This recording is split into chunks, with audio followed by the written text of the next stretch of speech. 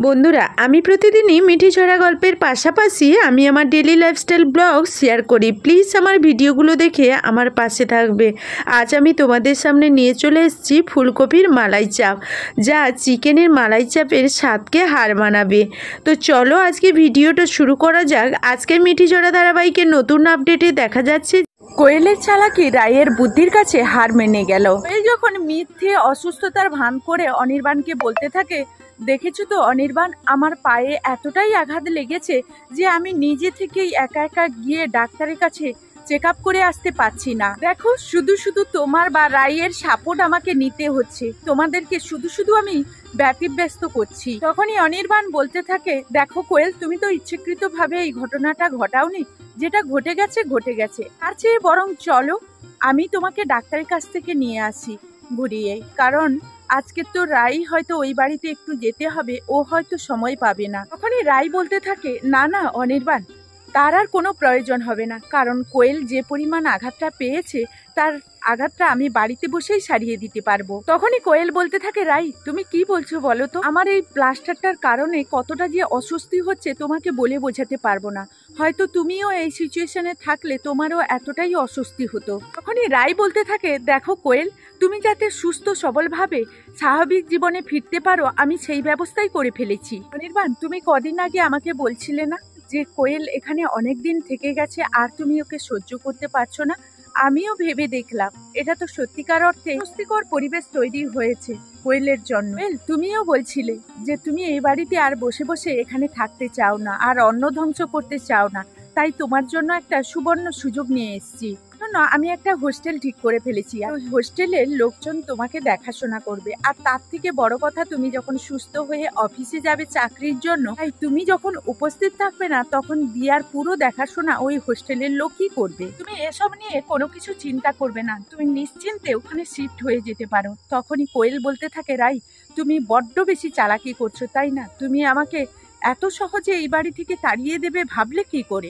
রাই বলতে থাকে, আমি তোমার মতলবটা বুঝতে পেরেছি, তুমি এমন কিছু নাটক করবে, ভান করবে কোয়েল, যাতে তুমি ভাবছো যে অনির্বাণ তোমাকে বাধ্য হয়ে বলবে এই বাড়িতে থাকার কথা, সেটা আর কিছুতেই হবে না। তুমি যত যাই করো না কেন, একবার যখন তুমি অনির্বাণের দিকে হাত বাড়িয়েছো, ওই হাত যদি না আমি ভেঙে গুড়িয়ে গুছিয়ে দিয়েছি, তাহলে আমার নামও রাই নয়। কোয়েল কাঁদতে থাকে আর বলতে থাকে, সত্যিকার অর্থে তো আমি তোমাদের কাছে বোঝা হয়ে গেছি, তোমরা বা অন্যজনের মেয়েকে কেন বা আশ্রয় দিবে। তা সত্ত্বেও রাই, তোমার কিন্তু আমার এই পায়ের ব্যথাটা নিয়ে একটু বিবেচনা করা উচিত ছিল। তো জানো, এই পাটা নিয়ে আমি একবারের জন্য হাঁটাচলা করতে পারি না। এখন আমি দিয়াকে নিয়ে কোথায় যাব বলো তো? হোস্টেলে গিয়ে তো ওরা আমাকে কাজ দেবে, কাজ দিলে ওই কাজগুলো এই পা নিয়ে আমি কি করে করব? কারণ আমি যদি না কাজ করতে পারি তাহলে ওরা আমাকে এমনি এমনি ওখানে রাখবে না। তখনই অনির্বাণ কোয়েলের দিক দিয়ে বলতে থাকে, কেন রাই, তোমার কি বিবেক বুদ্ধি সব চলে গেছে? তুমি এইভাবে এই অবস্থায় কোয়েলকে কাটছাড়া করার জন্য উঠে পড়ে লেগেছো বলো তো? দিন যখন সুস্থ ছিল তখন তো বলেছিলাম, তখন তো কিছু বলনি, এখন হঠাৎ কি হয়ে গেল যে উঠে পড়ে লেগে পড়েছো? রাই বলল, না, আমি অনেক বিবেচনা করে দেখেছি যে আমি তো কোয়েলের পাশে সবসময় আমরা থাকবো না কোয়েলকে সাপোর্ট করার জন্য, তাই এই পুরো সমাজের সঙ্গে লড়াই করে বাঁচার জন্য কোয়েলকে স্বাবলম্বী হতে হবে, আর সেটা ওকে নিজেকেই লড়তে হবে। তো বন্ধুরা, এই ছিল মিঠি ঝরা ধারাবাহিকের নতুন আপডেট। ফুলকপির মালাই চাপ যদি আমরা এইভাবে বানাই, তাহলে চিকেনের মালাই চাপের স্বাদও এর কাছে হার মানবে। তো চলো বন্ধুরা, আজকের ফুলকপির মালাই চাপ বানানোর জন্য আমি প্রথমে কিন্তু একটা মিডিয়াম সাইজের ফুলকপি নিয়েছি। তো ফুলকপি একটা আর একটার অর্ধেক নিয়েছি, এইভাবে কেটে জলের মধ্যে পরিষ্কার করে নিলাম। এখন দেখো, কড়াইতে জল বসিয়ে দিয়েছি, পরিমাণ মতো লবণ দিয়ে একটু নাড়াচাড়া করে দিলাম। এখন ফুলকপির এই ডাঁটার সাইজটা কিন্তু জলের মধ্যে দেব, আর ফুলগুলো ওপরের দিকে তুলে রাখবো। একটু তোমরা খেয়াল করবে, এইভাবেই কিন্তু ফুলকপিগুলো আজকের আমি জলের মধ্যে সেদ্ধ করতে দেব, তাহলে ফুলগুলো উপর থেকে একেবারে নরম হয়ে যাবে না, আর ডাঁটাগুলো সেদ্ধ হয়ে যাবে, ফুলগুলো মোটামুটি সেদ্ধ হবে। এখন আমার সেদ্ধ হয়ে গেছে, আর এটাকে একেবারে সেদ্ধ করব না ফুলকপিগুলো। এখন যেহেতু ফুলকপিগুলোতে ভীষণ পরিমাণে কীটনাশক ব্যবহার করা হয়, সেই কারণে বন্ধুরা একটু জলের মধ্যে এইভাবে ভাপিয়ে নেবে। এখন কিন্তু আমি কড়াইয়ে পেঁয়াজ দিয়ে দিয়েছি, আর পেঁয়াজগুলোকে এইভাবে লাল লাল করে আমি ভেজে নিয়েছি। ভেজে তেলটা ঝরিয়ে আমি কিন্তু একটা পাত্রে তুলে নিলাম। এখন দেখো কড়াইতে আরও একটু পরিমাণ তেল দিয়ে দিলাম, তার মধ্যে ফুলকপিগুলো খুব ভালো করে ভেজে নেব।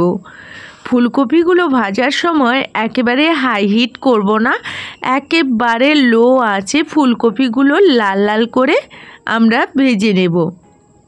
এতে স্বাদ মতো আবারও লবণ দিয়েছি, কারণ ফুলকপির সেদ্ধর সময় লবণ দিলেও এখন লবণ একটু আবারও দিয়ে দিলাম।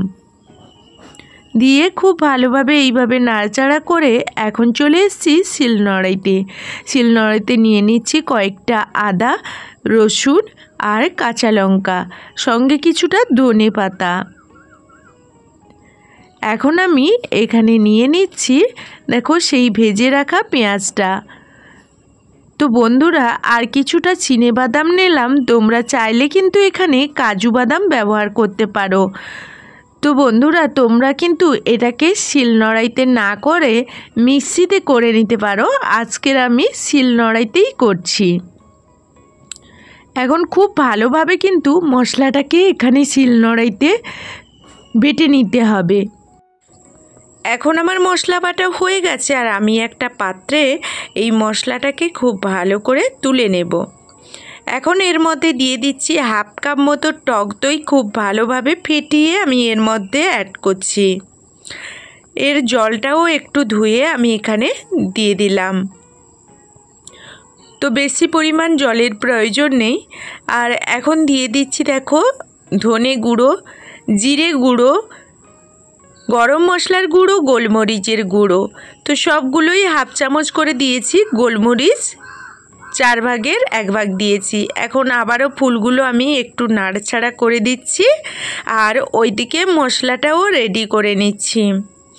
দিয়ে দিচ্ছি হাফ চামচ মতো চিনি, দিয়ে দিচ্ছি লবণ পরিমাণ মতো, দিয়ে খুব ভালোভাবে সবগুলো মশলা আমি এইভাবে মিশিয়ে নেব। এখানে চিনিটা দিলাম কারণ এখানে টক দই দেওয়া আছে, এই কারণে আমি চিনিটা এখানে দিলাম, তার জন্য স্বাদটা কিন্তু অনেকটাই বেড়ে যাবে। তো এখন দেখো ফুলকপিগুলো আমার হয়ে গেছে, আর আমি এখন একটা পাত্রে নামিয়ে নিচ্ছি। এখন ফুলকপির মধ্যে ওই মশলাটা যে মাখিয়ে রেখেছিলাম ওটা এখন অ্যাড করব। মশলাটা দিয়ে ফুলকপিটা খুব ভালোভাবে নাড়াচাড়া করে ফুলকপি মশলা খুব ভালো করে মিশিয়ে নিতে হবে। এখন এইভাবে মিশিয়ে নিয়ে ফুলকপিটাকে এখন আমি ঢাকনা দিয়ে রেখে দেব। সাইডে সরিয়ে রেখে দিয়ে কড়াইতে কিছুটা তেল দিয়ে দিলাম, আর তেল দিয়ে এখন কিন্তু আমি এখানে দিয়ে দিচ্ছি পাঁচফোড়ন হিসেবে দারুচিনি, লবঙ্গ, এলাচ, হাফ চামচ মতো জিরে দিয়ে একটু মশলাটাকে ভাজতে দেব, আর সঙ্গে এখন কয়েকটা তেজপাতা দিয়ে দেব। 2-3টে তেজপাতা আমি দিয়ে দিলাম। আর যখন এই তেল থেকে একটা সুগন্ধ ছাড়তে শুরু করবে তখন মশলাগুলো ভাজা হয়ে গেছে ভেবে নিতে হবে। এর মধ্যে আমি ম্যাগনেট করে রাখা ফুলকপিটা এখন অ্যাড করে খুব ভালোভাবে নাড়াচাড়া করতে হবে। তো বন্ধুরা এই রান্নাটা একেবারে হালকা আঁচে করতে হবে, আর এইভাবে ঢাকনা দিয়ে মাঝে মাঝে নাড়াচাড়া করে দিতে হবে, তাহলে মশলাগুলো নিচ থেকে লেগে যাবে না। আর এখন কিন্তু চুলার আঁচটাও একেবারেই হাই করা যাবে না, তাহলে কিন্তু মশলাগুলো লেগে যেতে পারে। এখন আমি কিছুটা গুঁড়ো দুধ নিয়ে নিচ্ছি। তো তোমরা চাইলে কিন্তু এখানে নারকেলের দুধও ব্যবহার করতে পারো, তো আমার কাছে ওটাই ছিল। আর এখন দিয়ে দিচ্ছি ঢাকনা খুলে দেখো চাট মশলা আর একটু কাশ্মীরি লঙ্কা দিয়ে খুব ভালোভাবে আমি কিন্তু আবারও নাড়াচাড়া করে দিচ্ছি। এইভাবে কিন্তু পুরো রান্নাটাই আমাদের করতে হবে। এখন আমি আবারও ঢাকনা খুলে নিচ্ছি। খুলে আমি যে দুধটা রেখেছিলাম ওই দুধটাই এর মধ্যে অ্যাড করলাম। এখন একটু নাড়াচাড়া করে দেব। এখন ঢাকনাটা খুলে নিয়ে এখন দিয়ে দিচ্ছি, আর বাদবাকি যে লবণটার প্রয়োজন ছিল ওটা দিয়ে দিলাম। আর একটু কাসুরি মেথিকে আগে থেকেই আমি ভেজে রেখেছিলাম, ওটা এর মধ্যে আমি দিয়ে দিচ্ছি। কাসুরি মেথি দিলে দারুণ একটা সুগন্ধ আর ফ্লেভার আসে, খুব ভালো লাগে। এই কারণে দিয়ে এখন একটু নাড়াচাড়া করে দেব। খুব ভালোভাবে এইভাবে নাড়াচাড়া করতে করতে ঢাকনা দিতে দিতে আমাদের রান্নাটা হয়ে যাবে। এখন আমার রান্নাটা পুরো কমপ্লিট। তো বন্ধুরা, এইভাবে যদি মালাই চাপ বানিয়ে নেওয়া যায় তাহলে কিন্তু চিকেনের মালাই চাপের স্বাদও এখানে হার মানবে। এখন মাঝে মধ্যে আবার আর একটু আমি ঢাকনা দিয়ে রেখেছিলাম, তো বন্ধ করে 5 মিনিটের জন্য গ্যাসটাকে বন্ধ করে দিয়েছিলাম। আর এখন দেখো উপর থেকে কয়েকটা লঙ্কা আমি এইভাবে ছড়িয়ে দিচ্ছি। কাঁচা লঙ্কা যদি তোমাদের কাছে থাকে তোমরা এখানে অ্যাড করবে। তো বন্ধুরা, এখনকার মতো এই ভিডিও থেকে বিদায় নিচ্ছি।